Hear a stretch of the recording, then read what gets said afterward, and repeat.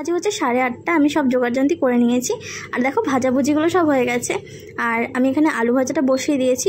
আর এবার মাংসটা ম্যারিনেট করে নেব। এই যে মাংস আর পেঁয়াজটা এখানে রয়েছে, এই আলু ভাজাটা বসিয়ে নিলাম। এটা মাংসের আলু, এটা ভাজা হতে থাক, ততক্ষণ আমি মাংসটা ম্যারিনেট করে ফেলি। প্রথমেই দিয়ে দিলাম হচ্ছে আদা বাটা। আমি আদা বাটাটা একটু বেশি ব্যবহার করি, মাংস এখানে 2 কেজি মাংস আছে। প্রথমে দিয়ে দিলাম আদা বাটা, দেন এর মধ্যে দিয়ে দিলাম হচ্ছে রসুনের পেস্টটা। আর এরপর দিয়ে দেবো এখানে টমেটো পিউরি। আমি একটাই ছোটো মতন টমেটো নিয়েছিলাম। এই মাংসটা মানে এভাবে রান্না করলে পরে খুবই টেস্টি হয়। তোমাদেরকে বলছি কী কী স্টেপ আছে সব তোমাদের বলে দেবো আজকে। আর তারপরে দিয়ে দিলাম হচ্ছে একটা লেবু, মানে একটা হাফ লেবু পিস করে তার রসটা দিয়ে দিলাম। দেন এটা হচ্ছে ম্যারিনেটে মানে রেখে দেবো আমি 1 ঘন্টা মতন। আর এরপর দিয়ে দিলাম হচ্ছে এর মধ্যে দইটা, টক দই। এখানে আমি 150 মতন দই ব্যবহার করেছি। আর এর মধ্যে ব্যবহার করেছি মশলা, সেটা হচ্ছে চিকেন কারি মশলা, লবণ, জিরে আর ধনের গুঁড়ো, আর হচ্ছে হলুদ গুঁড়ো। এই মশলাটা এর মধ্যে দিয়ে দেবো। এটা এবার ভালোভাবে আমি হাতের সাহায্যে মেখে নেব। আর এগুলো ম্যারিনেট করতে করতে আমার দেখো আলু ভাজাটাও হয়ে গেছে। এবার হচ্ছে আমি ডালটা সম্বার দিয়ে নেব আগে, তারপর হচ্ছে ভাজাভুজিগুলো দেখো সব হয়ে গেছে। এবার আমি একটা একটা করে চিকেনগুলো হচ্ছে ভেজে নেব।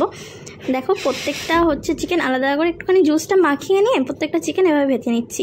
আর এই সবটা চিকেন ভাজতে হয়তো আমাকে 2 রাউন্ড নিতে হবে, মানে 2টো ব্যাচে। আর বাকি তেলটার মধ্যে আমি পেঁয়াজটা দিয়ে দিলাম।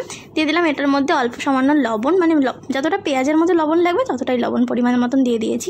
এই যে চিকেনের যে মশলাটা ছিল, এই মশলাটা হচ্ছে আদা রসুনের পেস্টের মশলাটা দিয়ে দিলাম। আর মা হচ্ছে সাইডে হচ্ছে পায়েসটা বসিয়ে দিয়েছিল, পিতামের জন্য পায়েসটা হচ্ছে মাই করে। এই মশলাটা আমি এখন এখানে অ্যাড করে দিলাম। আর আমি এর মধ্যে দিয়ে দিলাম হচ্ছে একটু কাশ্মীরি লঙ্কার গুঁড়ো। আর দেখো এখানে আমার পেঁয়াজটা ভাজা হয়ে গেছে। তো এর মধ্যে আমি এবার চিকেনগুলোকে অ্যাড করে দেব। কত সুন্দর কালার এসছে দেখেছো। চিকেনগুলোকে অ্যাড করে দিলাম, ভালোভাবে এবার মিশিয়ে দেব। আর ওয়েট করব চিকেনটা যাতে একটুখানি কষে যায়। আর কালারটা এমনিতেও ভালো এসেছে, কিন্তু তাও এটার মধ্যে আমি অল্প সামান্য সোয়া সস ব্যবহার করব। আর সোয়া সসটা ব্যবহার করলে শুধু খেয়াল রাখতে হবে যে লবণটা বেশি দেওয়া যাবে না, কারণ সোয়া সসের মধ্যে অলরেডি লবণ থাকে। আর দেখো মাংসটা আমার কষে গেছে। তো এর মধ্যে আমি এবার জলটা দিয়ে দেবো। আর জলটা দেওয়ার পর একটু ওয়েট করব। জলটা ফুটে গেলে পরে তখন আমি এর মধ্যে আলুটাও অ্যাড করে দেবো।